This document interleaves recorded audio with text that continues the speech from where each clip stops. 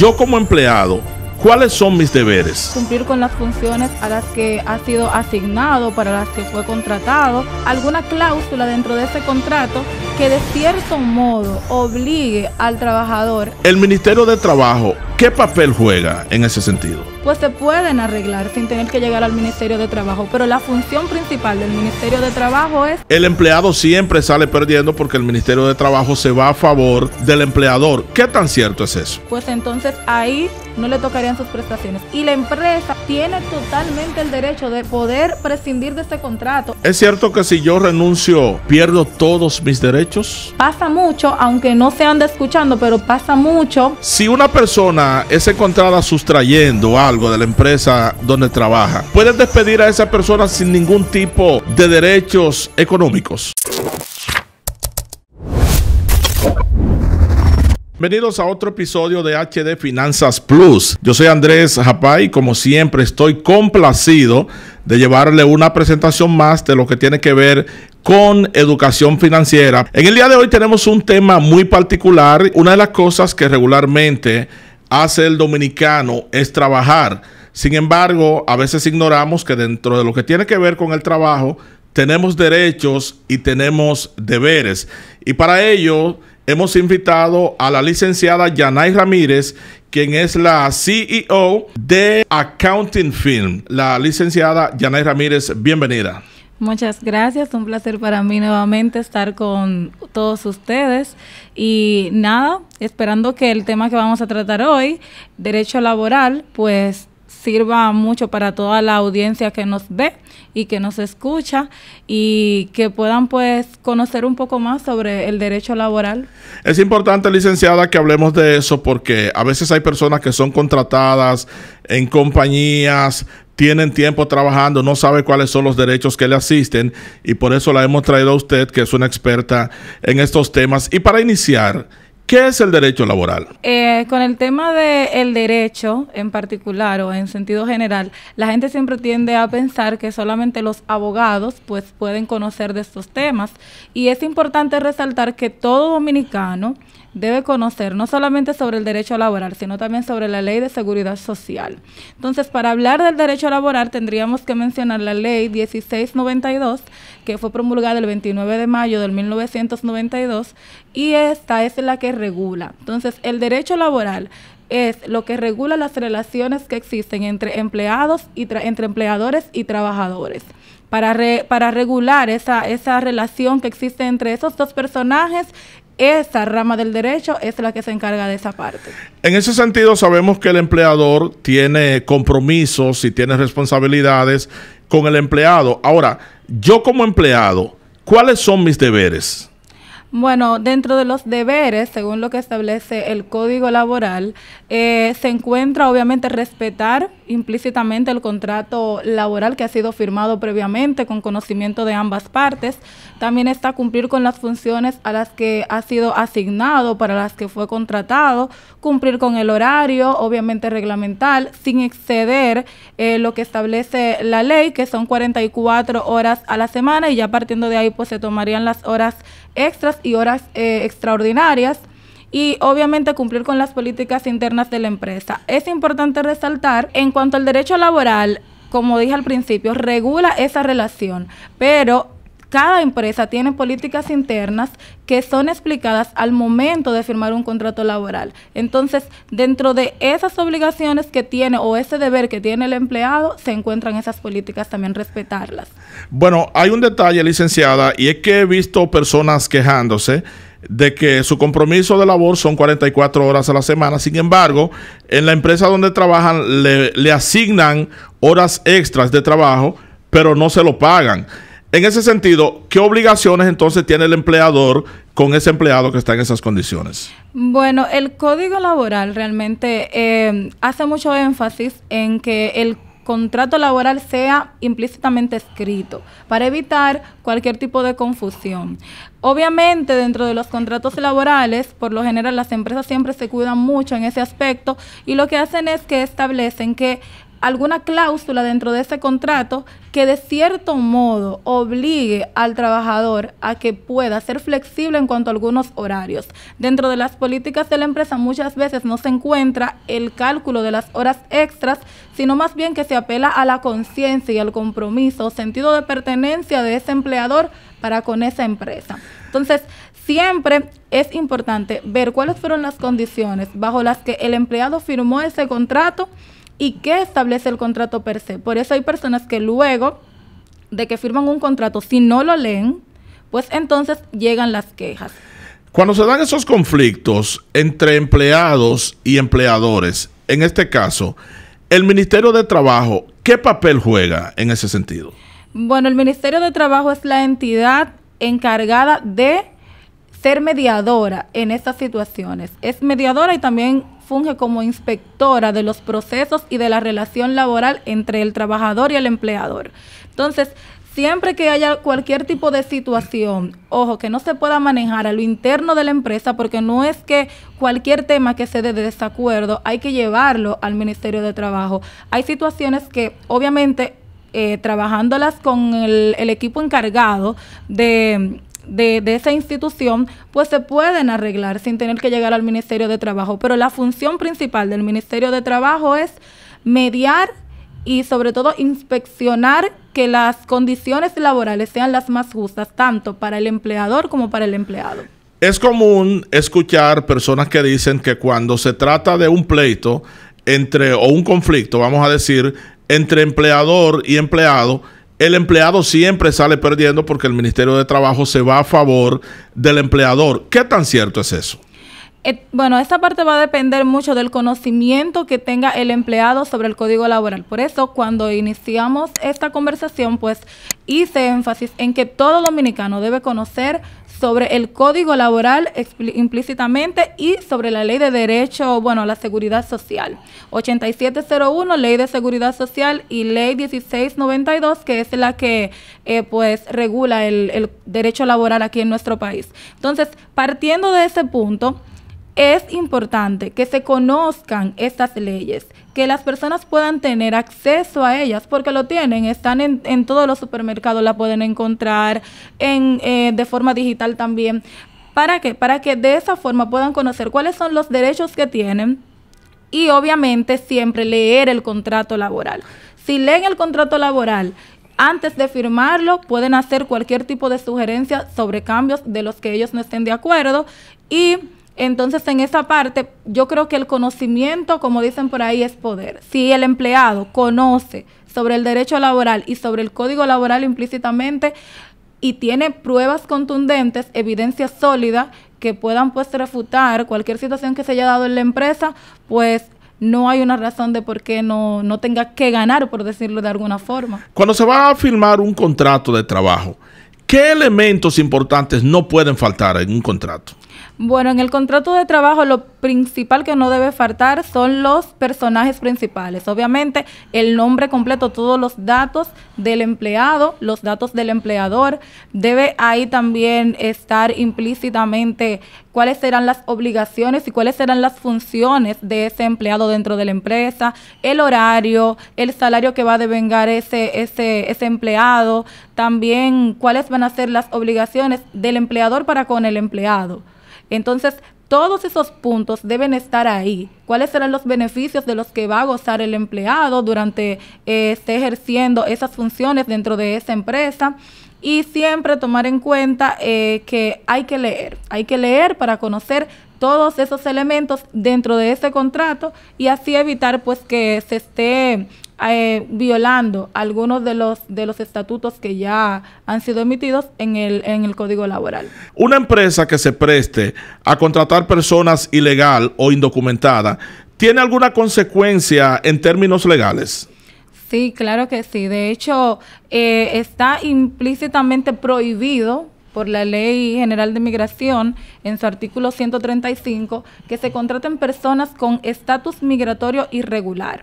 Esto puede llevar a sanciones económicas, también a sanciones legalmente e incluso puede llevar a que se cierre el establecimiento si es reincidente. Va a depender mucho de la gravedad en la que haya incurrido la empresa a través de esa contratación. Y eso es un tema muy delicado porque muchas veces las personas acceden a ser contratados aún no teniendo documentos o aceptan algún tipo de condiciones irregulares y es partiendo desde la necesidad que tienen. Entonces, cuando una persona es contratada de forma con un estatus migratorio irregular, pues se expone a no tener ningún tipo de beneficio porque la ley no lo puede amparar. Entonces, puede obviamente perder derechos de la seguridad social, riesgo laboral, es decir, es una persona que totalmente desconocida para el sistema de seguridad dominicano y también para la ley de derecho laboral. Hablando de eso, ¿qué sucede entonces si un empleado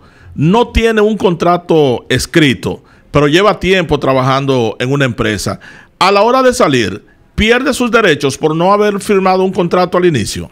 No, claro que no. De hecho, el Código Laboral establece que existen tipos de contrato, pero también las formas en las que puede ser este contrato. Y el contrato puede ser tanto escrito como verbal.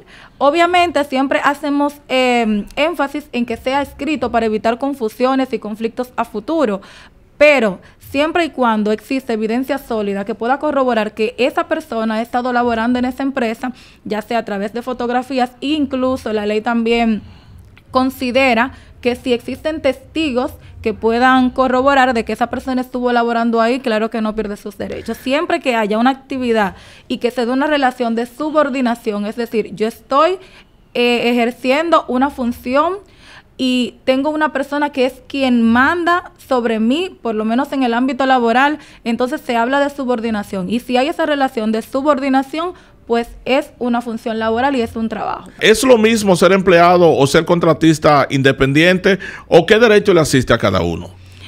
Bueno, no es lo mismo, porque un empleado, como dije recientemente, ejerce una función bajo una condición de subordinación.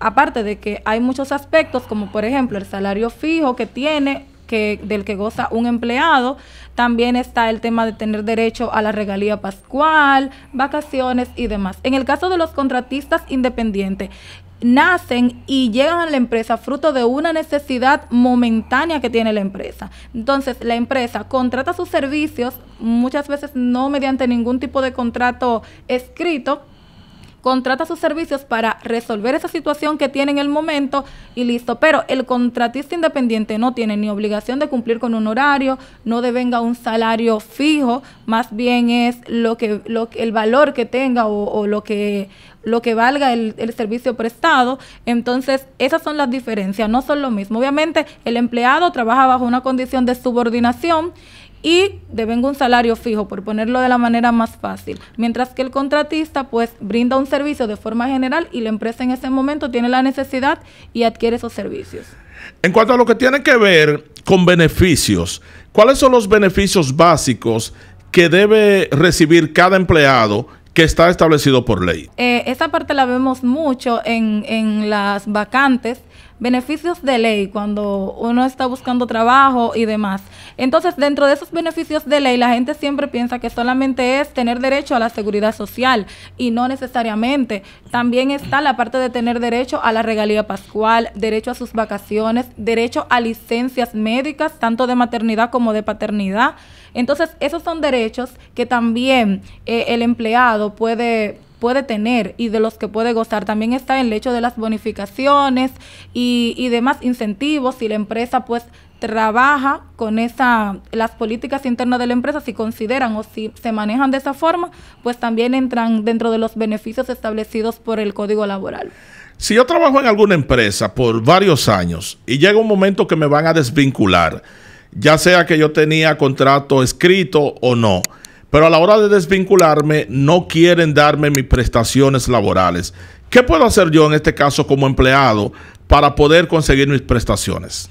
Bueno, en este caso lo que manda es de la institución que hablábamos anteriormente, que es el Ministerio de Trabajo, acudir al Ministerio de Trabajo. En ese caso, implícitamente sí es necesario pues ver cuáles fueron las condiciones que se prestaron, porque obviamente, como hablábamos ahorita, el Ministerio de Trabajo, su función es mediar e inspeccionar, ¿verdad? Cuáles son los procesos que se están dando en la relación laboral entre el empleador y el empleado. Entonces, partiendo desde ese punto, obviamente, inmediatamente vaya un empleado y diga, bueno, mire, a mí me cancelaron, pero no me quieren dar mis prestaciones laborales. Entonces, el Ministerio de Trabajo lo que va a hacer es investigar qué fue lo que pasó, porque no se puede quedar con una sola campana, tiene que escuchar ambas partes. Entonces, partiendo de la situación que se haya dado y de manera objetiva, pues obviamente si le corresponde por ley y no ha pasado ninguna situación que exima al empleador de pagar prestaciones laborales, es decir, por ejemplo, en el caso de que sea un despido justificado, pues entonces ahí no le tocarían sus prestaciones. Pero sí se corrobora. Bien, permítame interrumpir ahí en este punto, porque usted habla de un despido justificado. En este caso, ¿cuáles serían las causas que justifiquen un despido?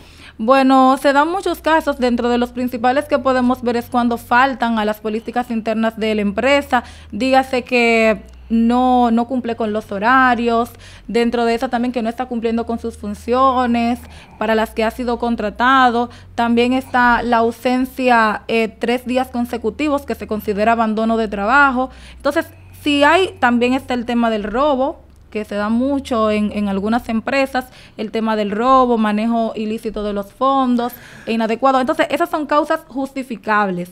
Ahora bien, si dentro de ese espectro no hay causa justificable y el Ministerio de Trabajo llega al consenso de que no fue una causa justificable, pues obviamente el empleador tiene el deber de pagar las prestaciones laborales. Ok, pero si una persona entiende que fue despedida injustamente, ¿qué puede hacer entonces? Y cuando digo despedida injustamente, aún la empresa dándole sus prestaciones laborales y esas cosas, ¿puede hacer algo para que lo puedan reponer en su posición en esa empresa? Bueno, es que esa parte va a depender, porque siempre el contrato de trabajo puede terminarse por distintas situaciones. Y en este caso, el Código Laboral establece que el contrato de trabajo puede ser o puede prescindir o se puede terminar por decisión de una de las partes. Es decir, tanto el empleado como el empleador pueden decidir cuándo poner fin a ese contrato. Ahora, si existe un contrato, porque hay tipos de contrato, por ejemplo, el que es por tiempo indefinido, en ese caso, tanto el empleado como el empleador pueden decidir cuándo terminar ese contrato. Si es por causa injustificada, pues obviamente el empleador debe pagar prestaciones laborales. Ahora, si es porque el empleado renuncia, pues ya hay algunos beneficios pues que el empleado pierde, pero realmente no es porque yo siento que me despidieron de forma que no me despidieron por una causa justificable, que no fue, pero si el empleado me dio todas mis prestaciones y todo lo que me correspondía, él puede hacerlo y eso no está faltando a la ley. ¿Y la empresa está en la obligación de reponer a esa persona? No necesariamente. Okay. No necesariamente, porque como dije al principio, el contrato se puede terminar o puede llegar la cancelación de ese contrato si es por tiempo indefinido, sin responsabilidad para las partes, es decir, sin ninguna responsabilidad legal, más que pagarle al empleado sus beneficios que ha tenido adquirido y su indemnización de cesantía y todo eso. Pero no tiene el deber de volver a reponerlo en sus funciones, porque el contrato de trabajo puede terminar tanto porque yo renuncie como empleado o porque la empresa decida cancelarme. Bien, ¿por qué es importante entonces que cada empleado esté registrado en la TCS y que se cumpla con la seguridad social? Bueno, en este aspecto es sumamente importante porque la seguridad social de cada empleado va más allá, no solamente viendo la parte actual, sino viendo a futuro. Recuerden que la seguridad social no solamente se trata de pagar un seguro con el que yo puedo ir a consulta, también estamos hablando del fondo de pensiones, es decir, seguro de supervivencia, vejez, discapacidad, que en el futuro, de acuerdo a las cotizaciones que yo haya tenido, pues va a ser algo que me va a ayudar a pues aligerar un poquito la carga cuando ya yo no pueda ser una persona proactiva y activamente activamente laboral, es decir, yo no puedo estar laborando como cuando yo tenía 30, 25 y ya yo estoy en la edad de 65, una edad de jubilación. pues esas cotizaciones ahí es donde entran en función. Obviamente que es importante y la ley lo establece, que toda persona que sea empleado debe estar registrado. El empleador debe registrar a todos sus empleados en la Seguridad Social, porque esto le cubre riesgo laboral, cualquier tipo de accidente que pueda suceder. Actualmente el monto a pagar es un 1.10% y también puede llegar a 1.30%. Va a depender del riesgo en el que se encuentre el empleado dentro de las funciones que realiza. Ok, en este caso usted dice que todo el personal debe estar registrado. Todo. Pero en caso de que la empresa no haya formalizado a todos sus empleados, ¿qué riesgo o a qué riesgo se está exponiendo acá? Claro, puede presentar incluso, dentro de los principales riesgos que siempre están son las sanciones que la misma ley establece. Pueden ser sanciones económicas, pero también pueden ser sanciones legales, y también pierde credibilidad, porque recuerden que tanto la DGI como la Seguridad Social se conectan entre sí. Entonces, todos esos empleados obviamente deben estar registrados. Y si pasa cualquier situación, ya sea un accidente, camino al trabajo, y esa persona no tiene seguro ni está registrado en la TCS, pues obviamente eso se podría traducir en una demanda laboral. Y esas son situaciones muy delicadas. Es cierto que si una persona falta 3 veces sin justificación a su trabajo, lo pueden despedir sin derecho a ningún tipo de liquidación. Sí, esa es una de las causas justificadas, porque se considera como abandono de trabajo. Faltar 3 días consecutivos sin una causa justificable, pues obviamente se considera abandono de trabajo. Ok, permítame. Discúlpeme que le interrumpa ahí para explicar ese punto, porque cuando se habla de que puede ser despedido o cancelado, en ese caso, sin ningún tipo de beneficio, obviamente hay beneficios adquiridos que no pueden entrar ahí. Lo único que entra ahí es el pago de la cesantía, pero sí tienen que pagarle su regalía pascual y las vacaciones de ese último año si no las ha tomado. Eso sí hay que pagar. Ahora, lo que no se pagaría sería lo de la cesantía, porque ya se considera como un abandono de trabajo. Ok, pero quiero entender algo. Eso es si falta 3 días consecutivos o si tiene 3 faltas consecutivas, aunque no sean de manera seguida, ¿verdad? Digamos que en un mes falta 3 veces sin justificación. ¿Aplica también para eso? No, en ese caso no aplica, porque lo que se considera abandono de trabajo es cuando se da de forma consecutiva, es decir, yo me ausento 3 días sin enviar una licencia, sin notificar a nadie, sin explicar a nadie. Entonces, ahí se considera abandono de trabajo. Ya cuando es con intermitencia, realmente ya está de parte de la empresa y de las políticas que emplee, pues llamar, ¿verdad?, a ese empleado a una reunión y preguntarle tal vez el porqué o consultar el porqué de su inestabilidad, por qué estar faltando de forma intermitente al trabajo. Pero en ese punto, si es de forma intermitente, pues ahí no se considera abandono de trabajo. Ok, pero he sabido casos de empresas que van anotando esas faltas sin justificación y luego toman eso para justificar un despido sin derecho a lo que tiene que ver con la cesantía. Bueno, ahí entraría un aspecto importante, que es lo que venimos explicando, el desconocimiento por parte del empleado. Porque si el empleado lee implícitamente el Código Laboral, establece eso, tres faltas consecutivas sin justificación, se considera abandono de trabajo. Entonces, si no son consecutivas, es lo primero, el primer aspecto que tenemos que ver, si no son consecutivas, 1, 2, si tienen una causa justificable, ¿verdad? Entonces no se considera un abandono de trabajo. Ahora más bien, como hemos establecido, ¿verdad?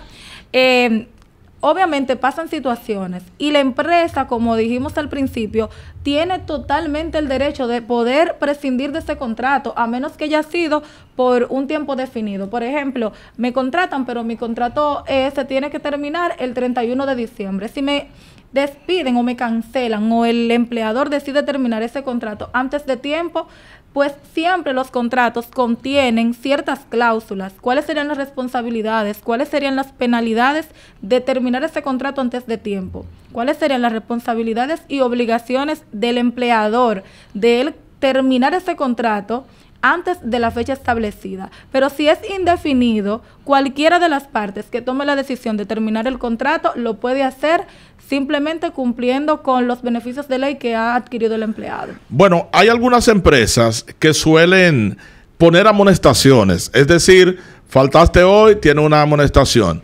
Faltaste la semana que viene, es otra amonestación. Y luego de un número de amonestaciones, entonces ya la persona es llamado a oficina y se le notifica que va a ser despedido porque tiene tanta cantidad de amonestaciones, pero por haber acumulado esas amonestaciones no se le puede dar su liquidación. ¿Esto aplica legalmente? Es que por eso siempre digo que deben de conocer bastante bien el Código Laboral, leerlo, conocer. El conocimiento es poder. Entonces, obviamente, como dije al principio también, están lo que son las políticas internas de la empresa. Y las políticas, recuerden que el derecho laboral regula la relación entre empleado y empleador, pero respeta, hay una línea muy delgada entre las políticas propias de la empresa. Entonces, las amonestaciones son políticas internas de cualquier empresa. Es decir, yo tengo que poner mis reglas, ok, el Código Laboral establece esto, esto y esto, pero yo como empresa, para asegurarme de que esas funciones y del correcto funcionamiento de mi empresa, que nos lleve a un crecimiento posterior, pues yo tengo que aplicar ciertas políticas que me ayuden y me garanticen que eso va a salir bien. Entonces, ahí el tema de las amonestaciones va más arraigado al tema de las políticas internas de cada empresa. Ya si entienden y el Código Laboral establece, o el código no, el contrato laboral que se haya firmado, pues establece y dice, bueno, si esta persona se le hacen 3 amonestaciones y por faltas o por faltas graves, por faltas leves, y eso, el contrato laboral ahí mismo termina sin responsabilidad para mí como empleador. Ya eso está en el contrato y usted lo firmó. Pero eso es legal, eso es legal. Es que el hecho de que esté en un contrato laboral, ¿significa que sea legal? Es que el tema del contrato, eso es lo que va a hacer. Por eso digo que lo que hace el derecho laboral es que regula esa relación.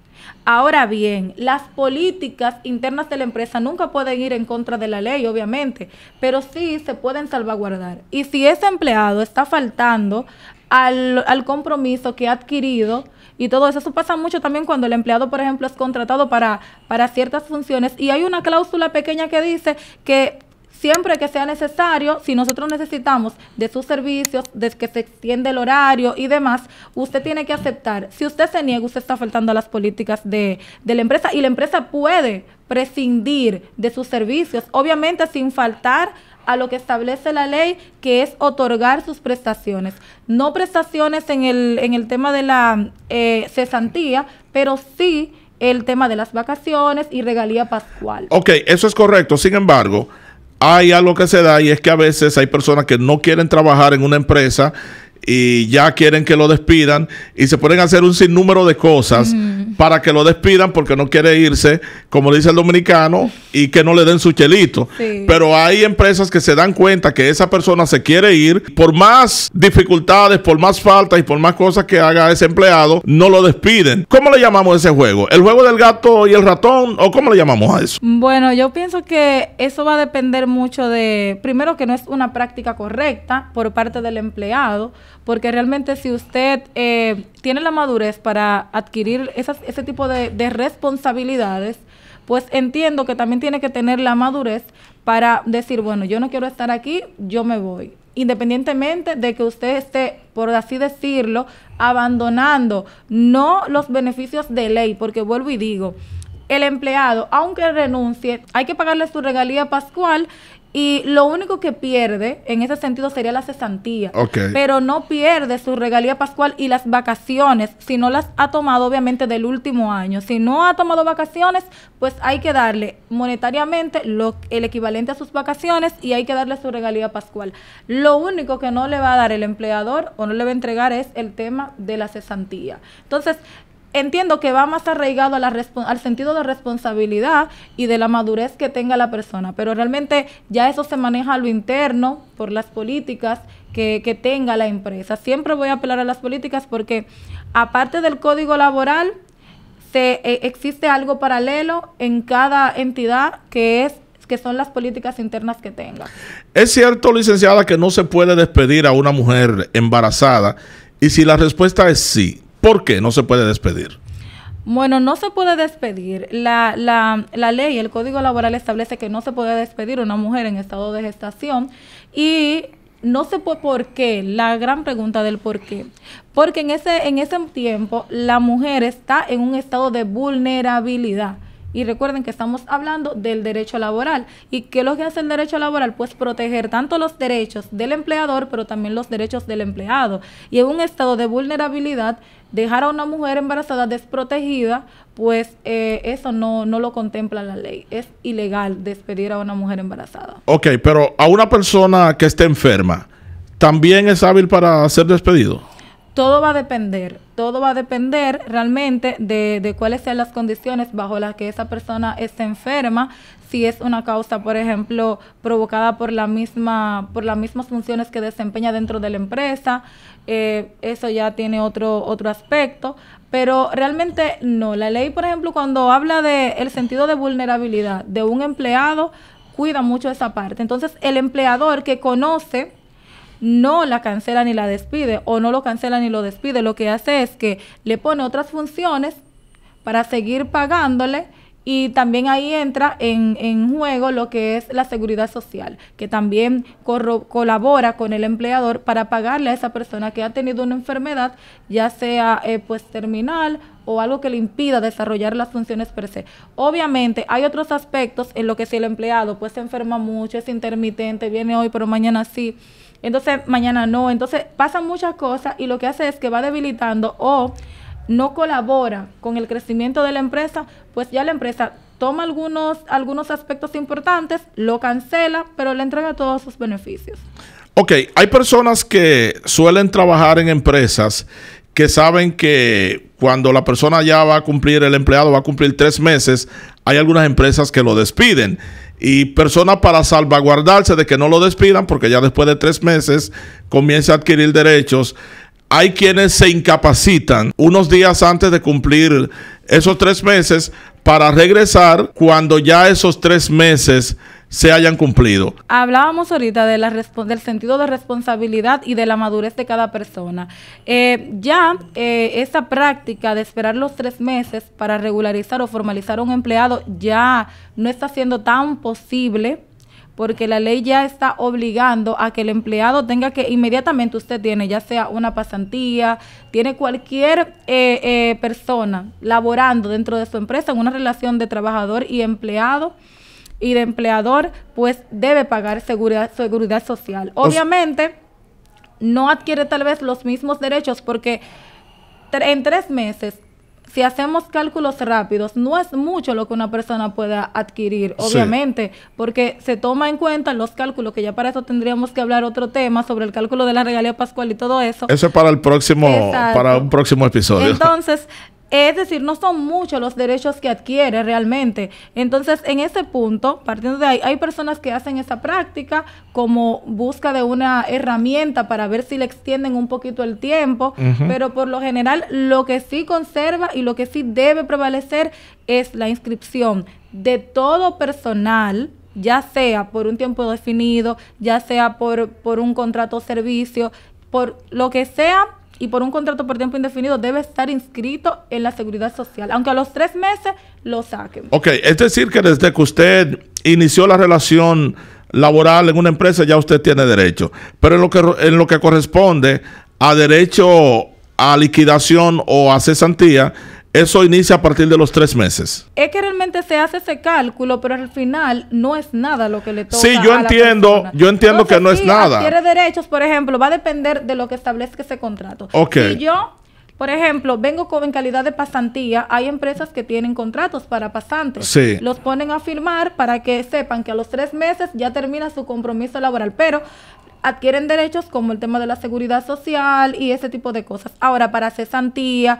para regalía, para vacaciones, ya obviamente no es un empleado que va a permanecer. En ese sentido yo lo entiendo, pero en este caso me refiero a una persona que haya sido contratado como empleado, como tal, no una pasantía, no cubriendo unas vacaciones, sino que haya sido contratado. Si esa persona entonces comienza a adquirir derechos para liquidación a partir de los 3 meses o antes. No, inmediatamente, si es un contrato laboral, un contrato de trabajo formal, normal, adquiere sus derechos desde el primer día. Ahora, tal vez, hablando de los 3 meses, económicamente hablando, no va a ser mucho lo que va a recibir, pero sí se hace el cálculo normal como si fuera una persona que tuviera 1 año, porque fue un contrato laboral por un tiempo indefinido. O sea que si yo estoy trabajando en una empresa y a los 2 meses, ¿qué digo a los 2 meses? En 1 mes y medio me despiden, tengo derecho a liquidación. Tiene el derecho. Ahora, a nivel económico, en temas económicos, pues el resultado de esa operación, del cálculo de la regalía pascual, pues no sería mucho, no sería, para no decir nada, no sería mucho, no sería significativo, pero sí, pero también va a depender de cuándo sea esa cancelación, porque si, por ejemplo, yo entro a trabajar en enero y me cancelan en marzo, por ejemplo, ¿verdad? Enero, febrero, marzo, 3 meses. Ya yo no tengo ningún derecho cuando venga a llegar la regalía, no hay que darme nada, simplemente me da lo que me corresponde hasta ese momento y listo. Y estamos conversando con la licenciada Yanay Ramírez. Licenciada, si una persona es encontrada sustrayendo algo de la empresa donde trabaja, ¿pueden despedir a esa persona sin ningún tipo de derechos económicos? Sí, claro que sí. Y la ley así lo establece realmente. En el caso de robo, malversación de fondos y demás, pues también va apegado, porque el Código Laboral va totalmente apegado al contrato de trabajo y también a las políticas internas de la empresa. Hay empresas que llegan a una conciliación y dicen, por ejemplo, mira, si fue en una situación de robo, pues tú tienes la obligación de devolver todo lo que robaste, si es demostrable que cometiste ese hecho, todo lo que te robaste, y no te vamos a poner ninguna demanda legal ni nada de eso, no vamos a llegar a ese tema, vamos a conciliar. Ahora, si la empresa entiende que debe demandar y que lo deben llevar a juicio o lo que sea, ya eso también va a depender de lo que decida la empresa, pero sí pierde automáticamente todos los derechos. Es decir, que puede ir a la cárcel una persona que lo encuentren robando en la empresa donde trabaja. Sí, claro que sí. De hecho, hay casos que han sido conocidos por ese tipo de situaciones. Entonces, lo importante aquí es reconocer que todo va a depender de lo que decida la empresa. La empresa está en todo su derecho de, si encontró un empleado cometiendo este tipo de delito, pues demandarlo, apresarlo, pueden, ¿verdad?, poner una demanda, lo que sea, y puede ser apresado. Ahora también está de parte de la empresa si quiere conciliar con ese empleado y decir, bueno, vamos a llegar a un acuerdo, o si el empleado también dice, bueno, vamos a llegar a un acuerdo, yo no quiero ir preso, pues lo que vamos a hacer es que vamos a conciliar, yo te devuelvo todo lo que yo sustraje, si es posible. Pero si no, también va a depender ya de lo que la empresa Bien, decida. Pero en caso de que esa persona no pueda devolver lo que sustrajo, ya sea porque no tiene liquidez para hacerlo, pero al mismo tiempo lo que le tocaría como cesantía, ¿verdad?, no da para cubrir eso. ¿Con qué pagaría esa persona? ¿Con cárcel? No, es que realmente la cesantía y la regalía y demás no servirían como pago. Okay. Porque lo que estaría haciendo la empresa es que, oye, tú perdiste todos tus derechos. O sea, lo pierde automáticamente. Todo automáticamente. Si es en una situación de delito como eso, por ejemplo, el robo, pierde automáticamente los derechos. Ahora, lo que manda es, si tú no tienes cómo pagar todo lo que has sustraído de la empresa, pues en ese caso, obviamente va a depender de lo que quiera hacer la empresa. Si la empresa lo quiere dejar así, pues ya eso es decisión de ella. Pero si quiere llevarlo a términos legales, pues también es decisión de ella. Que de hecho pasa mucho, aunque no se anda escuchando, pero pasa mucho el tema de que lo que hacen es que yo te cancelo y no te doy ni uno y listo, porque tú cometiste un delito en la empresa. ¿Es cierto que si yo renuncio, pierdo todos mis derechos? Bueno, como decía anteriormente, los derechos que pierde, o el derecho que pierde, es el derecho a cesantía. Okay. Ahora, el derecho a regalía pascual, el derecho a las vacaciones, si no la ha tomado, vuelvo y digo, si no la ha tomado, en términos monetarios sí debe ser pagado. Ahora, la cesantía no. Ahora, pero si esa empresa considera, mira, Yanay fue una buena empleada, nunca dio ningún tipo de problemas, cumplió con su trabajo y ella renunció, la empresa tiene la opción de hacer lo posible por entregarle la cesantía a Yanay en caso aún ella haber renunciado. Sí, claro, porque incluso hay etapas y hay momentos en los que el contrato se puede terminar de mutuo acuerdo. Es decir, si hay una buena relación entre el empleador y el empleado, pues se pueden sentar en la mesa del diálogo y decir, bueno, mira, no te vamos a dar todo lo que te corresponde, pero te podemos dar una parte. O nosotros como empresa estamos agradecidos por tu servicio durante todos estos años y te vamos a dar todas tus prestaciones. Pero ya eso va en la mesa del diálogo y en la conciliación que tenga el empleado con su empleador. Licenciada, finalmente yo quiero que usted me explique un dilema, y es el siguiente. Un dilema que para la clase trabajadora en la República Dominicana, por ejemplo, a los 22 años te piden 2 años de experiencia para poder emplearte. A los 45 no te quieren dar empleo porque estás muy viejo. Pero a los 60 no te quieren pensionar porque estás muy joven. Explíqueme eso, por favor, licenciada. Es que yo creo que todo se basa en la educación. En la educación, creo que esa es la raíz de todo. Y desde que estamos en el bachillerato, en secundaria, pues yo pienso que es importante que vayamos inculcando en los jóvenes, adolescentes, cuál va a ser, qué ellos quieren ser, qué quieren hacer. Es decir, salir de la secundaria con una meta clara, de saber que van a pasar por la universidad, no porque quieren buscar un empleo para ganar dinero y darse una buena vida, sino cuál es tu objetivo de vida. Entonces, obviamente, cuando uno sale, el contenido de la educación dominicana, por así decirlo, está todavía muy vacío. Y en los temas que debe ser enfocado, obviamente conocer de historia, biología, matemática, resolver problemas lógicos y todo eso es importante para el desarrollo de todos los seres humanos. Pero hay temas importantes que van más allá, que nos ayudan a desarrollarnos en la vida cotidiana. Y esos temas son los temas de educación financiera, conocer sobre el derecho laboral, la seguridad social, para que esos estudiantes que hoy están en secundaria, pues puedan conocer de ese tema y saber cómo van a dirigir su camino en la vida en lo siguiente. Entonces, obviamente, a los 22 tú estás muy joven porque cuando tú sales del bachillerato tienes aproximadamente 18 años. En ese tiempo no tienes ninguna preparación, a menos que hayas hecho un curso de contabilidad, a menos que hayas hecho un curso de secretariado y puedas adquirir experiencia en ese aspecto. Porque estamos hablando de que la universidad aproximadamente se dura 4 años. Exacto. Entonces, a los 22 años yo estoy saliendo de la universidad si entré de una vez, pero si no, puede ser que todavía esté en la universidad. Entonces, es un poquito contraproducente pedir experiencia en esa edad. Ahora, lo que yo llamo e invito siempre es a la preparación continua. Prepararse y adquirir conocimiento, eso no tiene precio. Entonces, a los 45, pues le dicen que está muy viejo, pero todo va a depender de lo que usted brinde. Y obviamente prepararse constantemente en los temas de actualidad, porque ya la tecnología ha ido avanzando mucho, hay otros aspectos, ya no se trabaja tanto de manera manual, entonces hay que ir avanzando conforme va avanzando los tiempos. Y a los 60 años, pues ya se supone que es una persona madura que debería de estarse preparando para su jubilación. Licenciada, para aquellos que quieran contratar los servicios de accounting firm, ¿cómo lo puedes conseguir?